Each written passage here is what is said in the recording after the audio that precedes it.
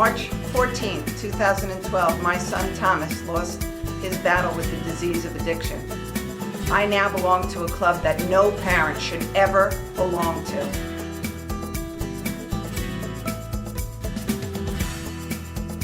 Do you know the signs? Do you know the trends that children are doing in today's world?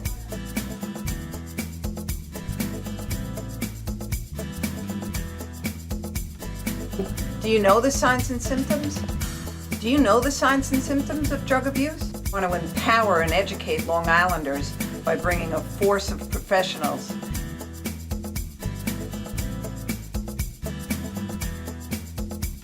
and how to prevent the disease of addiction. Long Island in Crisis. Good evening and welcome to Long Island in Crisis. This show is about substance use disorder, but more importantly, it's about empowering and educating the general public, families, about the disease, and it is a family disease. So it's about how do we deal as a family with the person struggling with the substance use disorder. I lost my son 4 years ago, so I've had quite an education. And we still, in this day and age, we talk about the heroin epidemic. The drug is unimportant. It is the disease that still remains the same, and it will always remain the same. It'll be a different drug 5 years from now. But the shame and the stigma of the disease has to be talked about, has to be dealt with, and we need to start really empowering families and young people on how to make healthy choices, decision-making, life skills, coping skills. So the week before we all saddle up for school again, my special guest is John Benza, who runs, unfortunately, and this breaks my heart every time I say this, the adolescent facility in Brentwood called Outreach for 12-year-olds to 18-year-olds. And it just breaks my heart all the time when I say that the age of 12.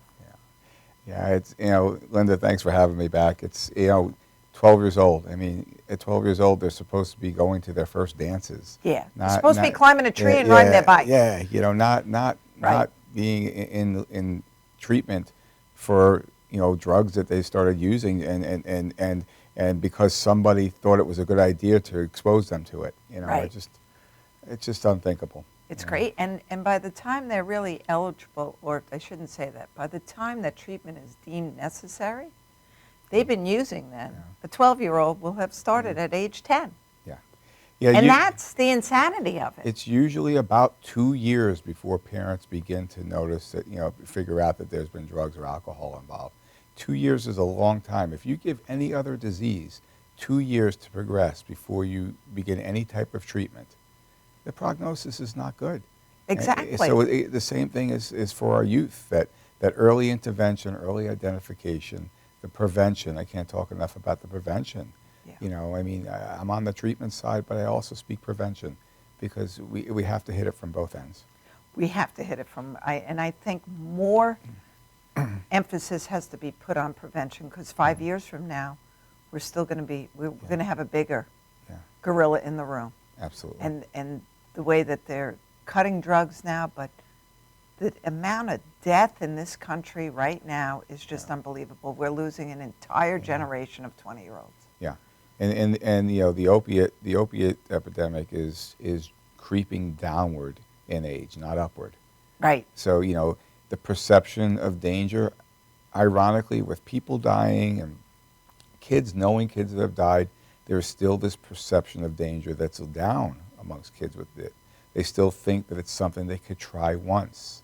And, and I think just that removal of the needle and being able to sniff it, they've somehow in their own mind, in their adolescent minds, have reasoned it a way that, it's not like I'm going to use it regularly, but my curiosity, and we know curiosity is one of the top 5 reasons kids begin to use drugs to begin with.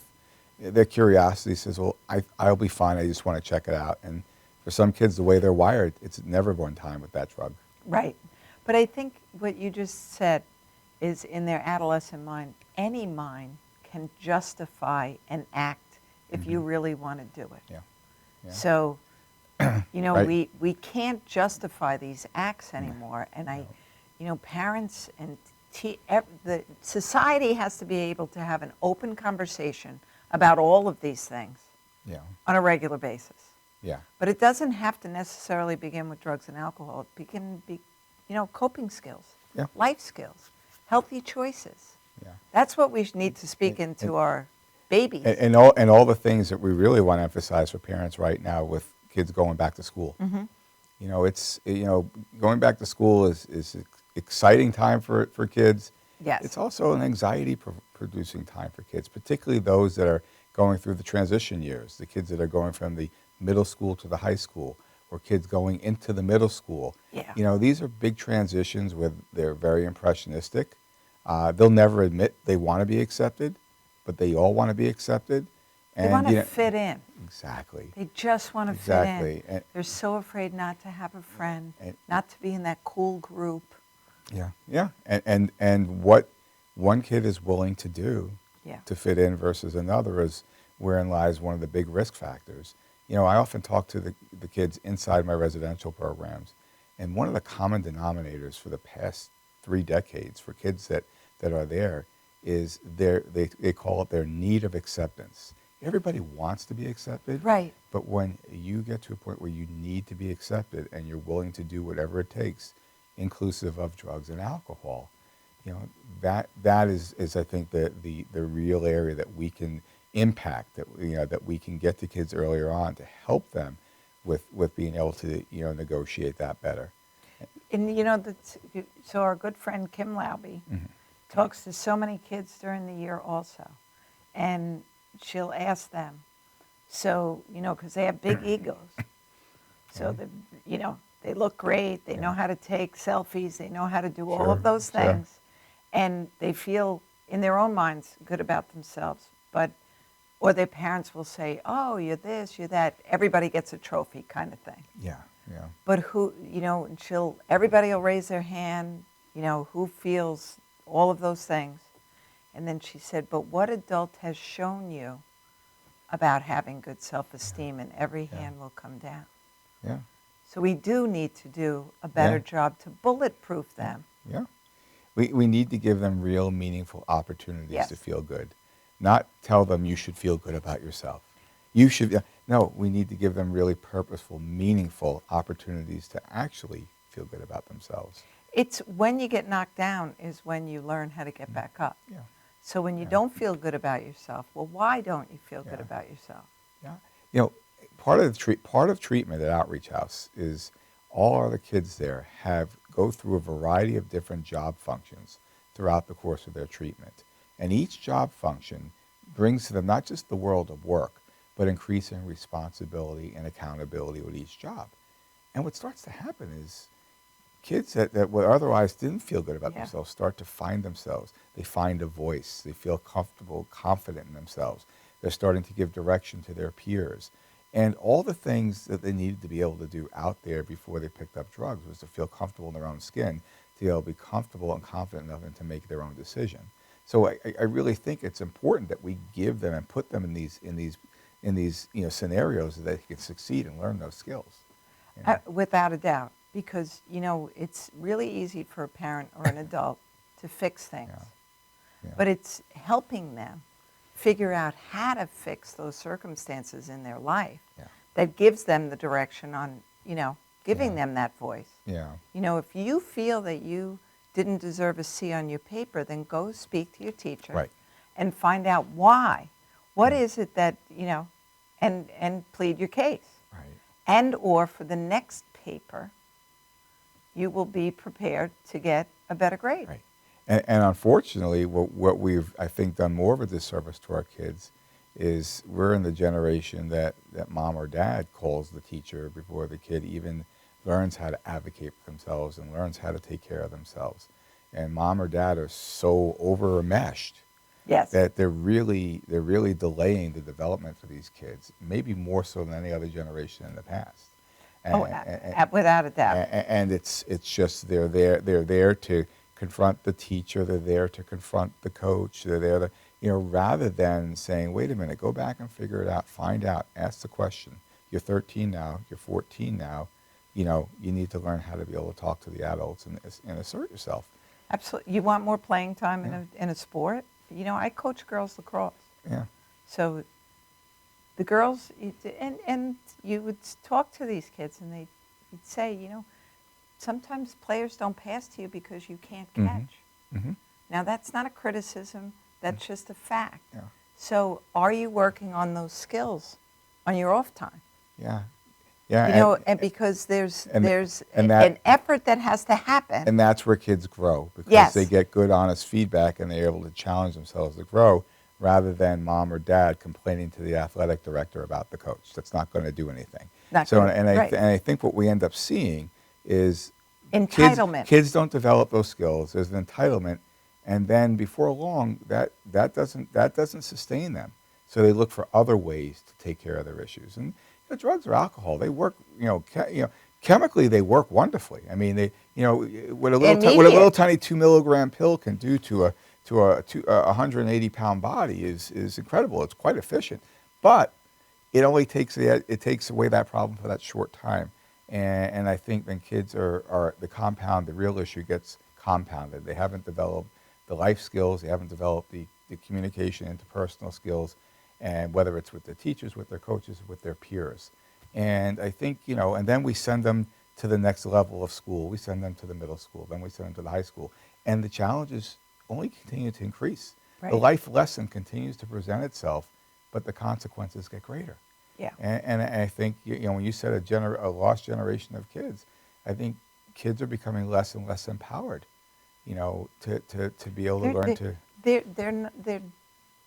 not excited Yeah. about what's going to come next. Yeah. They're not. You Yeah. can see it on their faces. Yeah. It's just, whatever. Right. And I think compounded to that, it's a generation where folks want immediacy. These kids want immediacy, and the need for immediate gratification. And that's where the drugs are such a lure to any young person. It gives them immediate gratification. They don't feel good. Yeah. It makes them feel better right away, rather than doing the work that we talk about to kind of feel better. So I think that's kind of the part of this, what's happening for this group of kids right now. It's the world around them has changed, and I think the parents have to kind of take a step back and say, hey, am I really equipping my child for the years that what's coming down the road? And we were just talking before. The world moves so fast for everyone. Everyone's overworked, overwhelmed. Yeah. You're connected to the world 24/7, and your expectations at work, in life, seem to grow. Yeah. Yeah. With no break in sight. Yeah. There's no downtime for any of us. Yeah. And what happens with that also is, parents get home and they're drained. They're done. They're done. And where meanwhile communication is probably the most powerful tool that a parent has with their adolescent, with their teenager, and communication. I mean, we're talking about going back to school. What's going on in school? What's going on with their friends? Having the dialogue. But when you're at the tail end of that long day where you've been connected and wired in all day, it requires another concerted effort. And we get it. For adults, it's you get home, they want to have a meal. Maybe they're getting home late. They're taking the train in late. But it's that next round that has to be fought right now that I think is maybe a piece that has slowly slipped away. Yeah. And really being able to have those important dialogues with the kids, staying connected, and having those age-appropriate dialogues. Talking about the drugs and the drug prevention education, it has to occur at each age throughout their life cycle. Yes. It can't just happen, they're 13, they better have the talk. Well, the horse is out of the barn across the countryside already, Long out of the barn. Yeah. And I think as parents, and you know what, even working with kids, when you look at a 10 and a 12-year-old, they're babies. Yeah. They know more than I probably still know now Yeah. about an awful lot of subjects. Yeah, yeah. They may look young and Yeah. innocent, but Yeah. they are certainly not young and innocent. Yeah. So we have to take that into account. And what they do understand Yeah. is so much greater than Yep. what we give them credit for. Yeah. Yeah. They know an awful lot. Oh yeah. Yeah. And and where they're learning a lot of it is right here in this little phone. Yep. To me, it's one of the things that has really accelerated the age of onset and the numbers of kids willing to try drugs is most of them have tried drugs before they've ever tried drugs. And what I mean by that is they've seen YouTube videos of people under the Yes. influence of it. They've seen the different ways you can take it. They've seen it up close and personal with these highly detailed photographs. They've read blogs of people's experiences on it. They've read blogs of how much and how to take it and when to take it. It's almost that all the fear that used to be associated with the unknown has been removed. So the willingness to try a substance for a young person, there's much less fear and trepidation than there was 20 or 30 years ago before you had all the immediate access to seeing what it's all about. Right, and if it happened on YouTube, it's got to be okay. Yeah, yeah. Because that's where the adolescent brain comes in. Yeah. Because not everything on the internet is Yeah. true. I know that's hard to Yeah. believe for a lot of Yeah. people, but Yeah. not everything is, Yeah. is okay. Yeah. So what would be your advice for that fifth grader that's, graduated fifth grade that's going to step into the middle school Yeah. and their parents? Well, I think for the parents, it's the time to continue to increase the communication, increase it, gradually as each year goes on. But the peer groupings. I mean, middle school is a time where developmentally it's appropriate that peer groups start to shift. Yes. The challenge is there's a wild card. One of those peer groups is a drug using peer group or an alcohol using peer group, and I think that the most dangerous philosophy to buy into for a parent is not my kid. It will never be my child. Right. So I think for every parent, I would say, listen, it could be your child. We don't ever want to believe that. And that's part of the reason why there's a 2-year detection window. We Yes. don't want to believe it's our child. We don't want to believe it's them. And meanwhile, they're working really hard to conceal it and hide it. And that 2 years goes by before they notice. So I think that to stay really connected, to have the dialogue with the kids, they're still interested at that point to be able to have that dialogue with their parents. They are still Yeah, interested. and That 10, 11, and 12-year-old they're is still very yeah, connected at home. Right. And they want, what I try to even explain to parents is, even a 16-year-old, when they're little and they know that bedtime, they're in their box. Mhm. And they're going to push the sides out every once in Yeah. a while. And you're going to corral them back. Yeah. And as they get a little bit older, you're going to give them a little more latitude. Correct. They still want the box. And I think That makes them feel good. That makes them feel Sure. secure. Yeah. It makes them know that I am loved, that I am cared for, Correct. that I'm okay. I'm going to go home and I'm going to be okay. Yeah. And when you say a suggestion, that box, setting really clear limits. That box Yeah. is the limits, and make sure that you clarify the expectations, that they know what the limits are, and that those limits kind of get moved age appropriately. And kids need that because they want to know that the adult is acting like the adult in the house and setting limits. Now, overtly, they're going to resist it. They're going to fight it. Of course they are. That's their job. You're not, like so and so's mom or dad. But inside, like you mentioned, inside, there's about safety because my parent, the adult in the house, is acting like the adult. But they're going to kick and drag. So they can't save their face and they can't save their hide at the same time, and they don't realize that. Right. And so kids are all about saving their face, but we have to remind ourselves that our job is to kind of create those limits. Let them know and give those expectations really, really clearly. I think That's so, yeah. because it's in their contract. Yeah. You say right, they say left. Yeah. It's what kids do. Yeah. And that's what makes it so difficult when you come home after a long, hard day. Yeah. Because the most difficult thing to do is always the right thing to do. Oh, yeah. So it's real easy to say yes Yeah. because it ends the conflict. It ends the conflict. You don't want to work that hard. It's very easy to just turn on the clicker and channel surf but it's unfortunately, it's really a paradox, the Yes. opposite direction that we need it to be. Yes. We need to push our parents at our kids. And you know, this is not to say that parents don't want to. It's just that life wears hard. 8 hours has become 10 and 12 and 14 hours just in most families. Easily. No, we're not criticizing parents. But we have your back, as a matter of fact. Yeah. We get it. Yeah. Long work days. Yeah. Extra, you know, and you're not getting paid more to work longer hours. Yeah. But the expectations on you are big. Yeah. So, it's, you know, so I'm going to hold that thought, and we'll come right back after this message.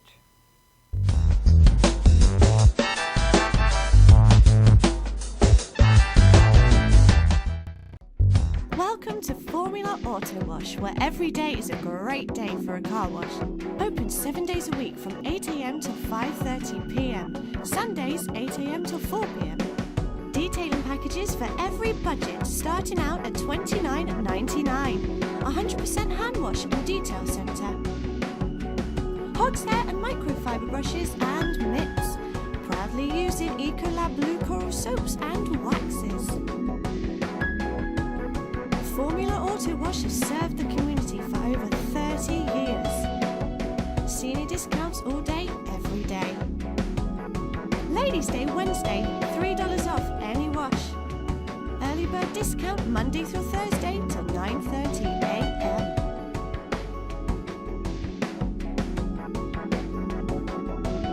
Check out our website, formulaautowash.com.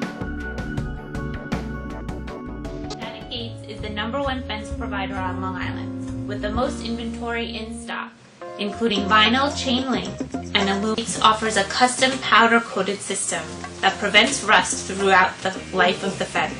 We carry fence tools to the trade. We even stock wood, rail, and glass hardware as well. Shannon Gates has our very own patented locking system. The next time you need fencing of any sort, both commercial and private, give Shannon Gates a call at 631-392-4330. You can also visit our website at shannongatesinc.com. Galaxy Luxury Coach is a full-service limousine and party bus company. Family-owned and operated, we are an industry leader with over 25 years of experience in providing best-in-class luxury transportation for your special event. Whether it's your precious wedding day, an all-day wine tour out east, your high school prom, that special birthday, or just an amazing night on the town, our professional chauffeurs stand ready to ensure your special event is truly special. Galaxy Luxury Coach has one of the largest and modern party bus fleets in the New York area. Our party buses are simply nightclubs on wheels. Concert sound systems, light shows, lasers and strobes, multicolor LED lighting brilliantly lights your party bus inside and out. For corporate and more laid-back events, we will cater to your specific needs and requests. What sets Galaxy aside from all others in the luxury transportation industry is our attention to detail in customizing our services to your special event. At Galaxy, it's all about you and your guests. Galaxy customers return time and time again because they know they can trust Galaxy to help deliver those lifetime memorable moments. Step aboard and let your Galaxy experience begin. For professional motorcycle transport and towing, think Kickstart Fabrications Motorcycle Towing. Proudly serving all of Long Island, we feature expert handling and 24/7 service. So send a limo for your toy with Kickstart Fabrications Motorcycle Towing.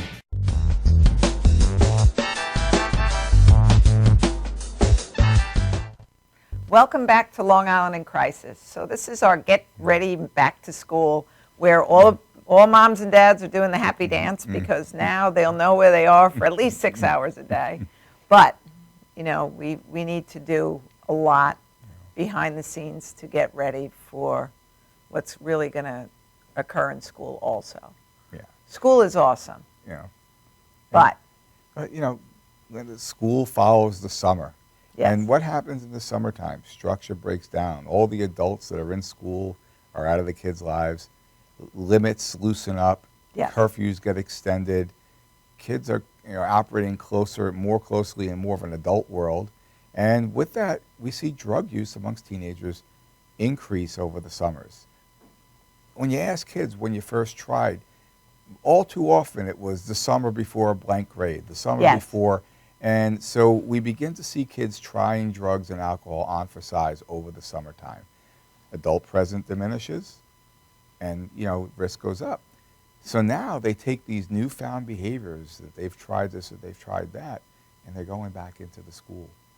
And, so what does that mean? Now I can connect with other people I never connected before.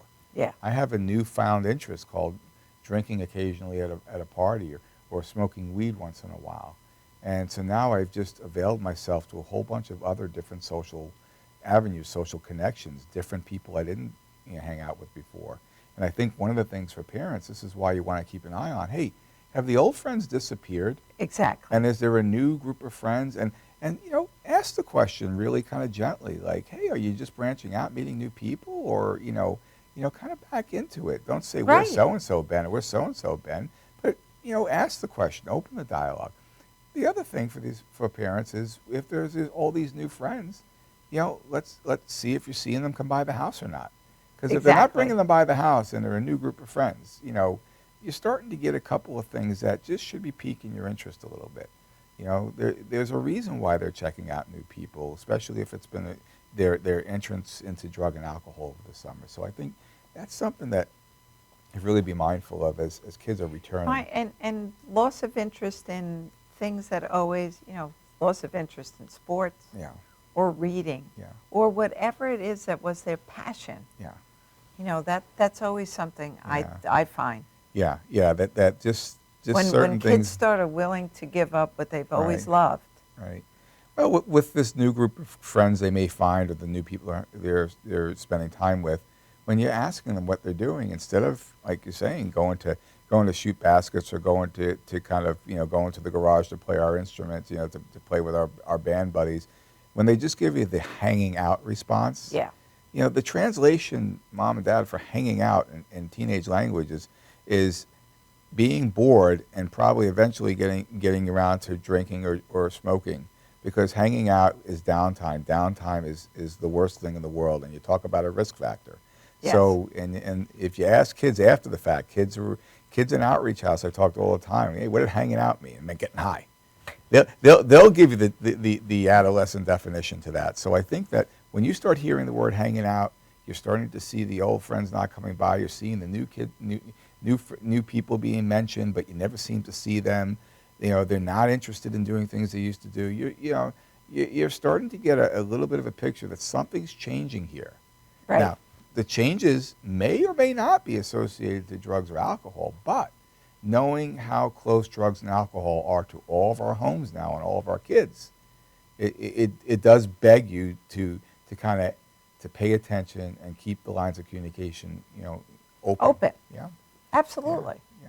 Yeah. And remember, the kids that are going into the high school, 9th grade, Yeah. I can't say enough about going into 9th grade, going into high school for the first time. The fears of high school, whether the kids admit that they're frightened or anxious or not. Well, and I think also what goes on with high school. So high school now is equivalent to you by the time you're in 10th grade, 11th grade, you better decide what you want to do, what colleges we're applying to. You're going to be in an SAT prep class, all of these things. And it's just more, and it's anxiety. more pressures. More pressures.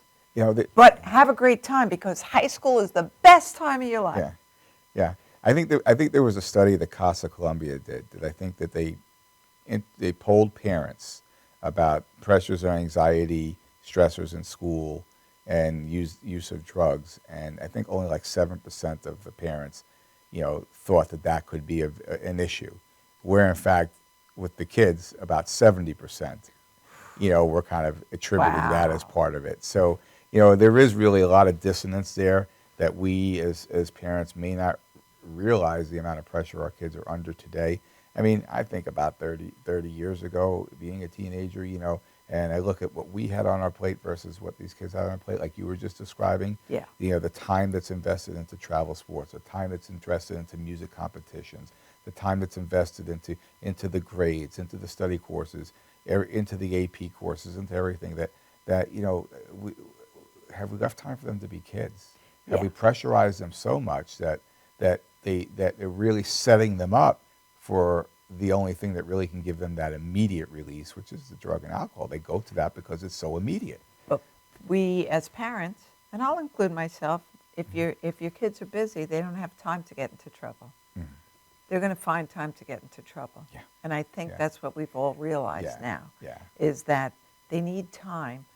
Laying on the couch on a Saturday morning and watching 3 hours of cartoons is not bad. No, and I think it comes down to the question of balance. We want our kids in structured activities. We want them doing things. We want them busy with pro-social activities, but we also want to leave that downtime to decompress, so we don't that there's not a no downtime, which turns into anxiety and depression. Exactly. And then we find a lot of kids going through the door of self-medicating so they can feel better from the dysphoric mood. Rather than that, let's be a little bit preventative. Let's give them time to decompress. Let's get ahead of this thing. You know, I think we're all beginning to sing from the same hymn note that kids have got so much on their plate. So, you know, I challenge parents that, you know, it's okay if they miss that one training session with the trainer. They'll be okay. They're not going to fall behind in soccer or lacrosse or whatever your sport is. If they They'll be do okay. fall behind, Yeah. that's okay too. Right? You They're know, kids. They're very resilient. They They're bounce very right back. resilient. And you know, a Michael Phelps, an athlete of that caliber, is going to find a way to train. Right. Right. Most kids are not that kid. Correct. So we don't have to push. You know, Right. if it's kid-driven, Yeah. then let it be kid-driven. Yeah.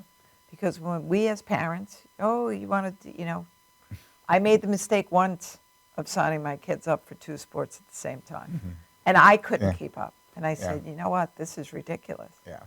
It's too much. Yeah. Yeah. And they don't need to be doing all of that.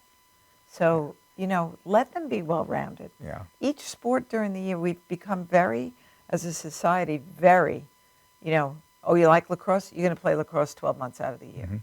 No, each sport will bring something back Yeah. to the sport that they love. Yeah. Yeah. I think, but the most important thing you said, it's kid-driven. Yeah. Some kids want to train 10 hours a day, and some kids want to train an hour a day. And I think know who your And kid. some kid doesn't want to doesn't train. want it at all. Know who your kid is. Right. And I think, you know, because they're already dealing with enough pressures when they walk out the door and go to school each day. If we're adding that next layer on there, we're not picking up on the fact that maybe that they're feeling a bit overwhelmed. You know, these are all risk factors for them to look for a way to cope or deal. And unfortunately, a lot of times in an unhealthy way. Yeah, I want to double back to that whole 9th grade entry point, because Yeah, I was you know, just- kids start to they get into high school and they're looking to they want to be accepted. They're seeing all the older kids. There's a lot of pressure, a lot of nervousness. They're being And picked on by the older kids. Yep. And they all want to be accepted. And some kids, you know, they find a way to be accepted through pro-social ways. Either they meet kids in clubs and, you know, in band or drama club or art or sports. But other kids have a hard time of fitting in and finding their way. And one of the things that moms and dads, want to pay attention to is, weed in particular, marijuana and alcohol. Marijuana is a social lubricant. It will grease the wheels. Kids who haven't been able to find acceptance in other peer groups and other activities will find instant acceptance with a group of kids who hang out and smoke weed. It doesn't take much. It doesn't take a lot of prerequisite skills. It doesn't take any of that training that we talked about. It just takes a willingness to smoke. And guess what? We've taught them better. We've taught them about drugs. But you know what? We have to remember, as a teenager, the worst thing in the world is to be alone, is to be isolated, to not have friends. Yeah. That may be worse than anything that we can bestow upon a teenager. So if it means renouncing my parents' values and teachings around drugs and alcohol in order not to be alone, well, you know what? Maybe I will smoke once in a while or drink once in a while, just so I can have that acceptance and not be alone and have a group of people who I believe to be our friends. Right. And I think that's something, again, to kind of really pay attention to, how are our kids managing that transition into the high school? Are you calling up to speak to the school social worker or the guidance counselor? Hey, listen, I don't want you to call them down there, but can you just, if you get a chance, can you just take a peek and see, your observations about how he or she is doing? Can you see them in the lunchroom? Give me a little feedback. How are they adjusting socially? We always look at how they're adjusting academically. Yeah, absolutely. We're all looking at the numbers. We're all looking at the grades. But how are they adjusting socially in ninth grade when we know that's one of the big risk spots for kids to commence their drug and alcohol use? And you know what? A lot of these school social workers and guidance counselors and whatnot are more than willing to kind of take a couple snapshots of your kid and give you some feedback. And I think They are more than willing, and I think, in teaching our kids too to have a go-to person, Yeah, whoever that go-to person may be in school. yeah, It might be the guidance counselor, it might be the lunch lady. yeah, It might be the security guard. yeah. It could be almost anyone Yes. that they're going to just create that bond with, Yeah, yeah, which is so important. There's Yes. always that one teacher that everybody wants to be around, yeah, yeah. right? And it's so critical to kind of identify those folks, because those are, you talk about Those are game changers. yeah, they are, and you talk about this whole study of resiliency and prevention and drug alcohol prevention. Well, one of the single most important environmental protective factors that helps keep kids away and transcend risk behavior is a healthy relationship with a caring, appropriate adult role model. Yes. And we take that for granted that all the kids have that. And they may have great role models at home, but once again, if they're gone 14 or 16 hours out of the day, sometimes it's tough to get enough of that. So we need to find other folks that can help fill the gaps. And they're out there, Oh, they're and- absolutely yeah, out there, and they're willing to step up and do that. Yeah, yeah. So I guess really, paying attention to the transition year of going into high school, even that 7th grade into 8th grade, that last year of middle school, can be a particularly changing year. But, because puberty also starts around that Yes, age. yeah. So when bodies start to change Mhm. and you're not feeling real comfortable with yourself, Right. because you may all of a sudden be 3 inches taller and Yeah, it. yeah, yeah, You want to forget about that too. yeah, yeah, But it is, alcohol goes from 30-something% up to 63% yeah, of kids using yeah. in that 8th to 9th Yeah, grade. the transitions are huge, Yeah. So that whole window, the last year of middle school, the first year of high school, that is a window where so much changes in such a short amount of time that we have to pay close attention. And I think that, when we talk about the marijuana, one of the things I'll kind of go back to, and I've said this to anybody to listen, and I think folks are starting to kind of pay attention to it. I've been talking about the increasing, strength of the marijuana.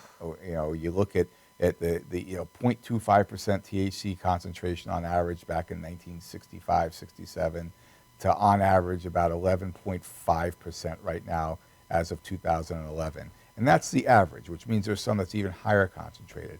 A couple of years ago, I began to put my first PowerPoint slides for parent workshops on waxweed, Yes. dabs, and nobody even heard about it. Even people in the field didn't know what it was. And now, So let's, let's bring it's that got up. mainstream, yeah. Those vape Sure. pens, those So- vape cigarettes. So one thing I think that I'll say is, so the first argument for the vape pens, it's just flavored juice, Mom. It's just flavored juice, Dad. It's not, well, no, it's not necessarily just flavored juice. A lot of kids are smoking dabs or butane hash oil wax out of vape pens. So let's dial back. What is that? Well, as a result of what's happened in Colorado and the medicinal marijuana, they look for more efficient ways to deliver THC to people who have got end-stage cancer or whatnot. Yes. So they're looking to deliver that pure THC. Well, they've got this equipment where they've distilled the THC and they've made the waxweed, right? Well, on here what we've seen, kids learning their own way to make their own wax, which is basically grinding up marijuana, taking a can of butane lighter fluid, running it through a glass tube, which strips the THC off the marijuana, coffee filter at the other end. So now you've got the butane and the pure THC dripping into a Pyrex. Then it's on a hot plate and they start cooking it. Well, it's dangerous to be cooking gases anyway. God forbid somebody lights something. Yeah.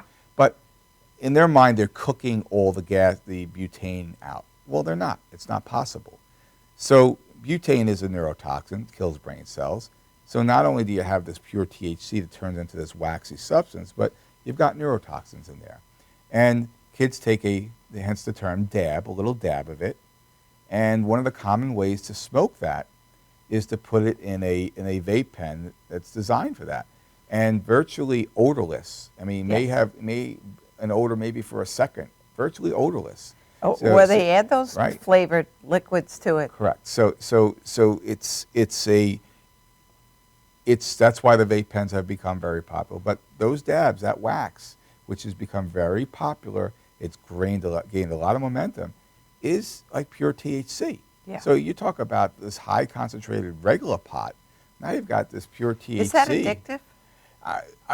If you look at the DSM-5, right, for the first time in all the years of the DSM being revised, this is the first time we've ever seen withdrawal symptomology for cannabis included in the DSM, which is telling you that I think that the weed has become so concentrated with THC that there is withdrawal symptomology now specifically attached to that.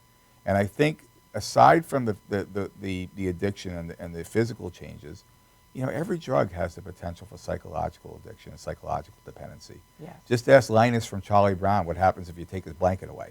Absolutely. We believe we need the substance. Yes. Kids believe they need to get high now to do this or to do that.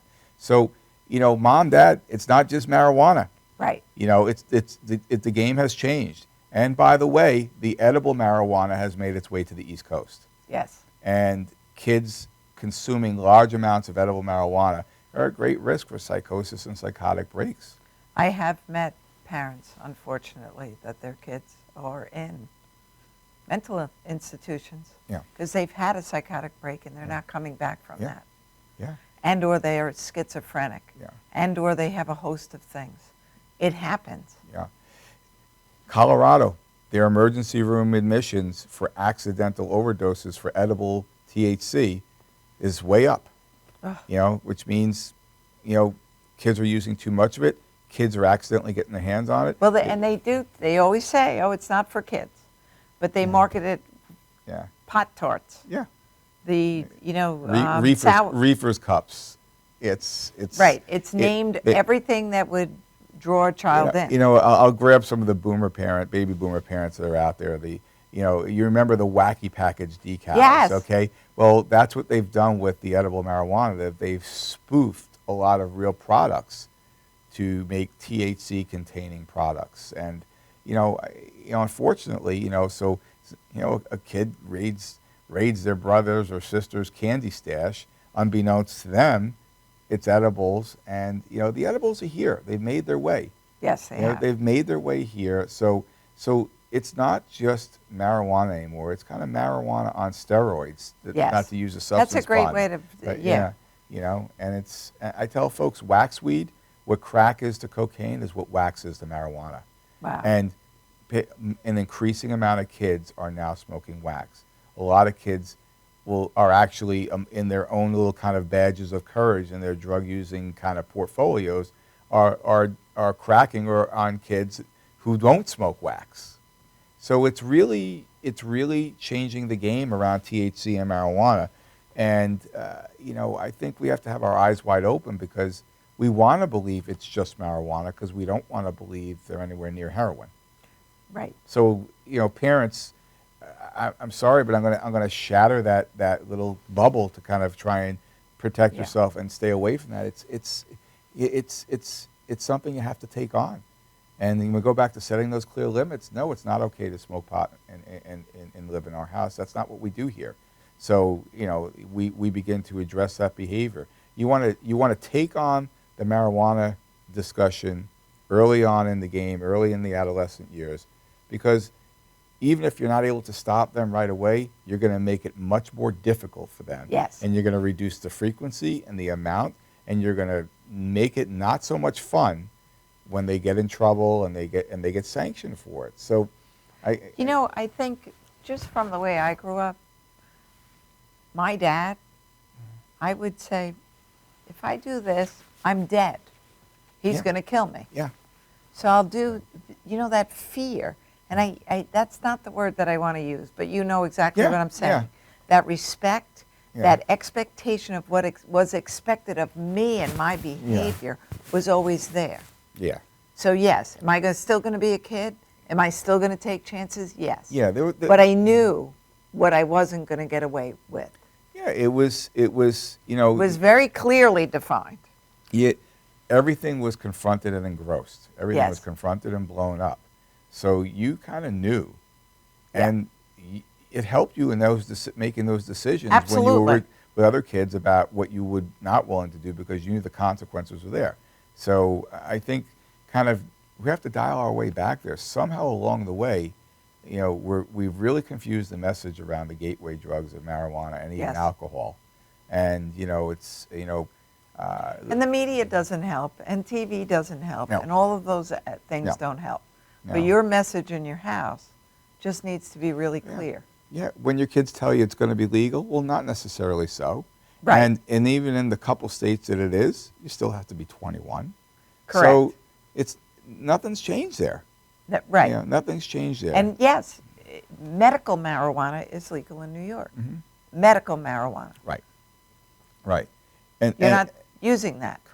Correct. So So- I think we have to, it's really a good idea for parents to begin to go out with one another, go out with other parents, and rehearse your dialogue. Hey, what do you say? What do you think you'll say to your kid if you think they've been exposed or somebody's offered them drugs? Because they're going to be offered drugs and alcohol, if not by the end of middle school, certainly into high school. So you want to begin to prepare your dialogue. If it's going around out with 2 or 3 other parents that you're friends with and having that conversation and trying on your dialogue for size, there's nothing wrong with that. What do you think your kids are doing? They're all running their games with each other about what they'll say to their parents. What did you tell Absolutely. your parents? And so, for parents, we want to begin to practice this difficult dialogue and conversation. Hey, what's worked for you? We're all We are- going through the same Correct. thing. Correct. So So let's take a page from their book, right? just, get together and say, hey, Yeah. you know what? I don't like my kid hanging Right. out behind Right. the supermarket downtown. Right. Oh, you don't like that either? Yeah. Oh, but you let him go because you don't want him to feel Right. unaccepted. Right. Right. But if the 4 of you get together Right. and say, you know what? No, you're wrong. The Right. other 3 are not going because I already spoke Right. to their parents. Right. You've shut down the avenue. Absolutely. And just keep shutting down Yeah. the avenue. Yeah. We've got to network as parents Absolutely. the same way the kids network. They Oh, are they're able, way they're ahead of able you. to kind of get 300 people to look at a Snapchat inside of 10 seconds, and we need to be able to communicate as parents the same way because we otherwise the kids are going to shoot the gaps. They're going to bank on us not communicating as parents, and there are some kids that have really great open lines of communication with their parents. They'll tell you which houses, which parents are buying alcohol, which kids can go over, it's there. It's happening in everybody's neighborhood, even though they don't think it's happening. Good kids go to parties. Not every party is unfortunately, alcohol pops up at a party. What Yes. is there open dialogue? What does your kid know about it? What does your kid Do you do have with that it? text? Do you have that text code before your kid leaves the house? If Yeah. you get uncomfortable, Yeah. we don't ever have to talk about it. We're not Right. going to talk about it tonight. Right. Just call me, come Right. get you. You're at a One of the things I found, and I'm going to throw this out there, the Partnership for Drug-Free Kids, Yes. great website, great resource. For parents, there is an app you can download to your phone, which will avail you to a bunch of information and resources they have on their site. And it'll be right there on your phone. Oh, that's great. Yeah, so I just, just arming ourselves with another tool, information, and they do great things on there, They do just great suggested things. strategies, Yes. different dialogues you have. It's not one size fits all, but you go on there, it helps folks get ideas because the drug talk is so much different today that parents do need to be coached around it. They do need to get some different We ideas. have, on the Oasis, the Office of Alcohol and Substance Abuse Yeah. in New York State has the kitchen toolkit. Yes, Just some things ready to, correct. how to start that conversation. Yeah, yeah. How just to, Yeah. And what you do with those, they're guidelines, as we know. And for parents, they shouldn't look at that and try and, remember those things verbatim. They should take those themes and concepts and those toolkits and be able to massage and wordsmith their own language patterns, their own style as a parent, so they can kind of really get that message they can across own it. passionately. Yeah. Yeah, and these are the things, because if we don't think our kids are rehearsing their manipulations and lies when they're coming home high, or they were out and they drank and then slept over their friend's house the next day and they came home, we're kidding ourselves. They're Right. rehearsing it, and we have to kind of go over our part of this dance. So important. So important. I mean, you also have a private practice, but let's keep in mind that you run the 12 to 18-year-old facility. And when they come to you, John, how long is treatment for them typically? Treatments these days is about 6 to 9 months, and we for a long time were about a year, and I think a year was really about right. I would agree with We've had to kind of begin to kind of collapse our time frames to try, and we're trying to manage the larger environment right now, and unfortunately, insurance companies and payers are beginning to shape the length of treatment, and we're still holding on, because nobody's looking at the totality of one kid's episode. A kid going in and out, in and out, in and out, 2, 3, 4 times, 7 days, 10 days, 14 days, 6 months in outpatients, several dirty urines. Well, I mean, if somebody really looks at the length of time, it's probably longer than a year. Without a doubt. The progression of the substance Correct. use is longer than a year. For kids, developmentally, they're different than adults. Yes. It takes quite a while to get them stabilized, engaged, to begin to kind of get them to buy in, to get a bit of honesty. And, being out of your district school, being away from your peers, so you can reshape those critical areas that are essential to sustaining long-term recovery, takes time. There's no substitute for that. As much as folks want to try and wrap things around other things, yeah, that works for some kids. I'm not saying every kid needs long-term residential treatment. Correct. But there are a lot of kids that do. Yeah. And unfortunately now, we've compounded the issue, because kids are out there without much intervening by some of the systems that used to intervene sooner. So their mental health and their substance abuse symptomology is progressing, far more progressed.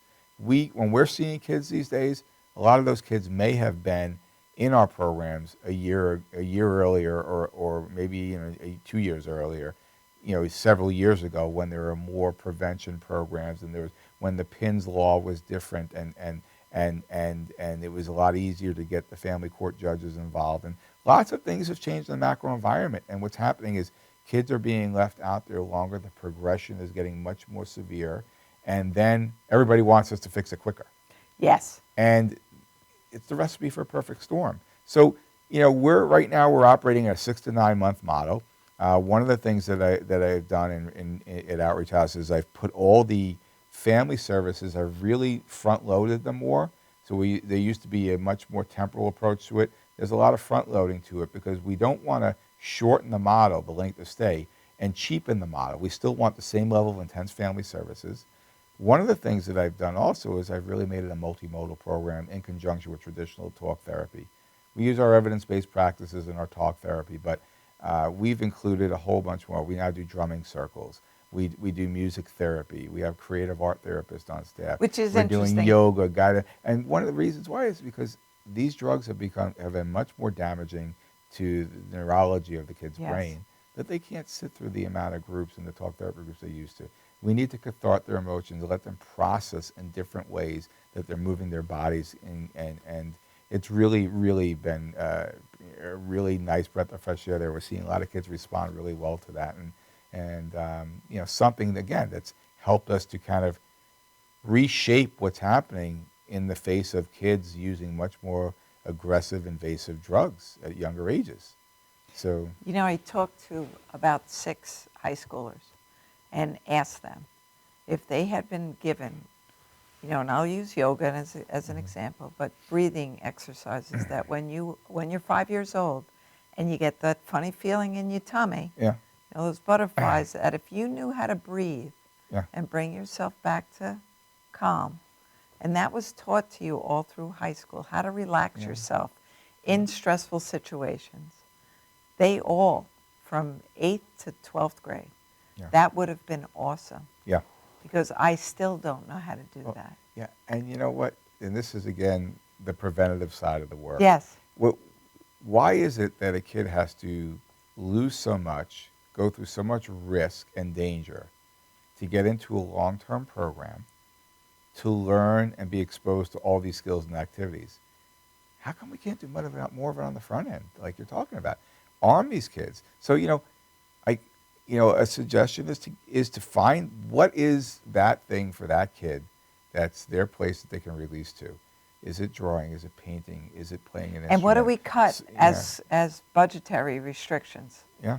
Sports, arts, music. Yeah. All Those the are time. the first things that are cut all the time. All the time. Yeah. And we Yeah. So I think it's, it doesn't become the magic pill, but giving them a place to decompress. For some kids, it's a gym.